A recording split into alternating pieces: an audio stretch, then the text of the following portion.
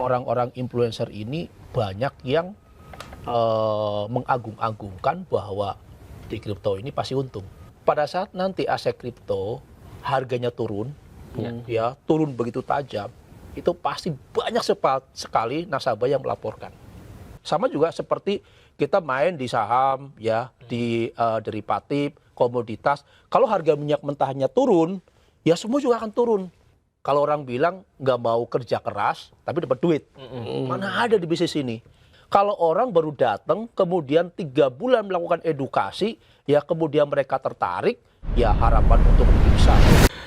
Mas Ibrahim, langsung aja nih soal Timothy Ronald.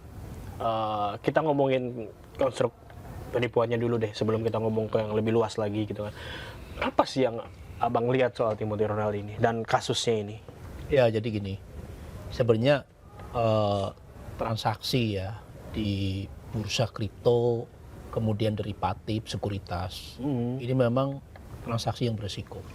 Yes. Ya, jadi itu ada semua dalam peraturan-peraturan. Dulu kan aset kripto itu kan di bawah Bapepti.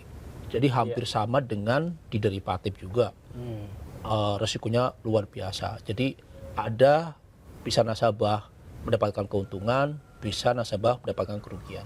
Nah, permasalahannya biasanya di sini orang-orang influencer ini banyak yang mengagung-agungkan bahwa di kripto ini pasti untung.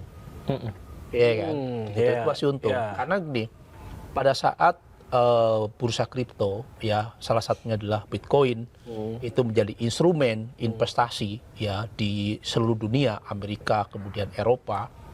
Sehingga apa? Sehingga pergerakannya itu mengikuti arahan-arahan secara fundamental dan teknikal. Nah, saya melihat bahwa kripto ini, saya selalu berulang-ulang mengatakan, pada saat nanti aset kripto harganya turun, ya turun begitu tajam, itu pasti banyak sekali nasabah yang melaporkan. Ya biasa. Kalau harganya naik, nasabah untung, dia akan tertawa. Wah, senang sekali saya mendapatkan keuntungan. Tetapi pada saat harganya turun, itu pasti turunannya pun juga akan mengalami penurunan. Ya bisanya di bisnis ini sebenarnya bisnis beresiko, sehingga calon-calon nasabah itu perlu diedukasi bagaimana cara melakukan demo, ya supaya apa? Supaya mereka itu benar-benar tahu transaksi di Bitcoin, di aset itu seperti apa. Yang jadi masalah itu kan kata pelapor bahwa Timothy Ronald merekomendasikan satu instrumen tertentu untuk dibeli oleh pengikutnya. Tapi ketika dibeli katanya dijanjikan untung. Ketika sudah dibeli ternyata rugi gitu kan. Ternyata nilainya turun gitu kan. Pelapor mengungkapkan bahwa ini gara-gara lu nih, ya, gua ngikutin rekomendasi lu, kita jadi rugi gitu kan.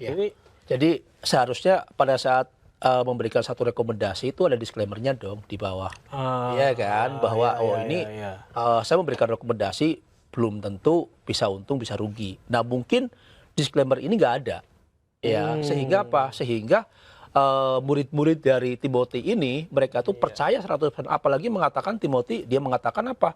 Oh bisa untung 300 sampai 500%. Nah, ini yang seharusnya ya seorang edukator, ya saya nggak berbicara influencer, karena saya juga seorang edukator. Jangan sekali-kali mengatakan bahwa investasi di aset kripto, ya di sekuritas, di derivatif itu akan mendapatkan keuntungan 300 sampai 500%. Karena di peraturan itu nggak ada, di undang-undang pun juga nggak ada seperti itu. Ini bisnis beresiko, ya.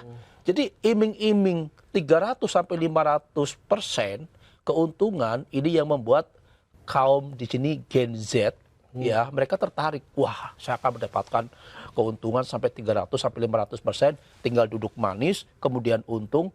Kemudian pada saat untung mereka tertawa, pada saat rugi mereka baru marah-marah. Itu sudah umum dalam bisnis ini. Ya, dalam bisnis ini, bisnis di kripto, ya ini ya memang seperti itu. Nah, cuma memang bersamaan dengan aset kripto terutama dalam Bitcoin izin bebas.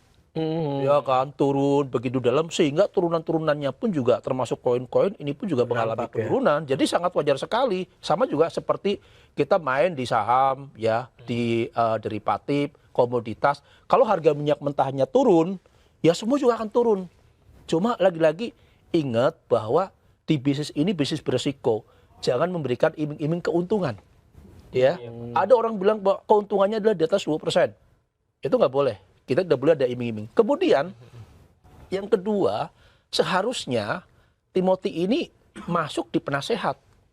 Oke. Ada penasihat berjangka. Penasihat berjangka ini yang mempunyai legalitas, ya, mereka itu bisa memberikan edukasi, ya, terhadap apa? Terhadap calon nasabahnya. Ya, Timothy ini apakah mereka memiliki penasehat atau tidak? Karena yang saya lihat bahwa ini pasar, ya kan, pada saat pasarnya memang bergejolak ya harganya akan turun. Nah, tetapi harus diingat pada saat melakukan edukasi, apakah memberikan satu isyarat bahwa bisnis ini berisiko, bisa untung, bisa rugi. Kalau untung ya resikonya seperti ini. Kalau untung ya resikonya seperti ini. Artinya apa? Untung ya alhamdulillah, kalau rugi ya gimana lagi? Misalnya investasi di bisnis ini jangan besar-besar, menggunakan dana yang nganggur. Jangan pinjam, jual sawah, jual rumah, jual istri, maaf ya, jual istri gitu kan. Kemudian dananya itu diinvestasikan. Karena gini ya, ini banyak sekali kasus. Saya bilang, Bapak main di mana? Transaksi di mana? Oh, transaksi di sini. Setiap minggu, setiap bulan, Pak, pinjam duit. Buat apa? Buat ini karena saya kalah. Saya transaksi ini kalah. Kemudian buat bayar cicilan mobil istri, buat cicilan ini. Saya bilang, loh kenapa ke saya gitu loh. Kenapa? Karena mereka terlalu berambisi, ya, menginginkan keuntungan yang besar. Kalau orang bilang nggak mau kerja keras, tapi dapat duit. Mana ada di bisnis ini? Di bisnis ini, ya, di bisnis derivatif, di bisnis kripto, ya, sekuritas, benar-benar orang yang punya skill.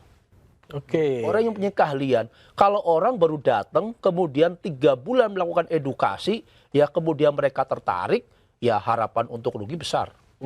Kita lihat Gen Z kan begitu sangat tertarik dengan bisnis-bisnis kayak kripto ini karena dijanjikan untung yang besar. Padahal ini adalah bisnis yang cukup beresiko. Celah terbesar misedukasi itu di mana? Apakah di literasi masyarakatnya, di pengawasan negaranya, atau ada oknum-oknum edukator yang nyari peluang aja nih sebenarnya? Oh, sebenarnya gini, kalau dari pemerintah sudah bagus memberikan satu peraturan. Ya, undang-undangnya sudah jelas, peraturan-peraturannya sudah jelas.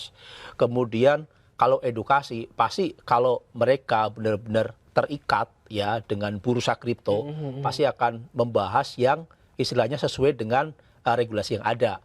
Ya, mungkin di sini ini adalah ada trik-trik bagaimana caranya kalau orang pacaran itu kan bagaimana saya mendapatkan merayu si A. Oke. Saya harus angin surga dong merayunya kan. Karena kalau dengan angin surga itu pasti kan perempuan akan ikut. Tetapi setelah jadi, yang perempuan baru tahu kan, lu cuma segini gitu loh. Sama juga sebagai seorang influencer supaya mereka itu menarik kalangan Gen Z ini, ya mereka memberikan iming-iming. Nah, iming-imingnya, iming keuntungan. Kenapa? Karena Gen Z itu yang ada di pikiran, bagaimana saya mendapatkan uang lebih, kemudian uang lebih ini akan saya informasikan ke saudara-saudara saya, ya, ke orang tua saya, bahwa saya transaksi di kripto ini untung nih Pak.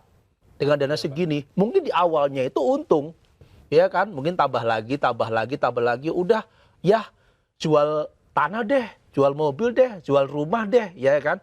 Hanya dikumpulin semua, pada saat sudah besar, ya, kemudian mengalami kerugian. Kenapa mengalami kerugian?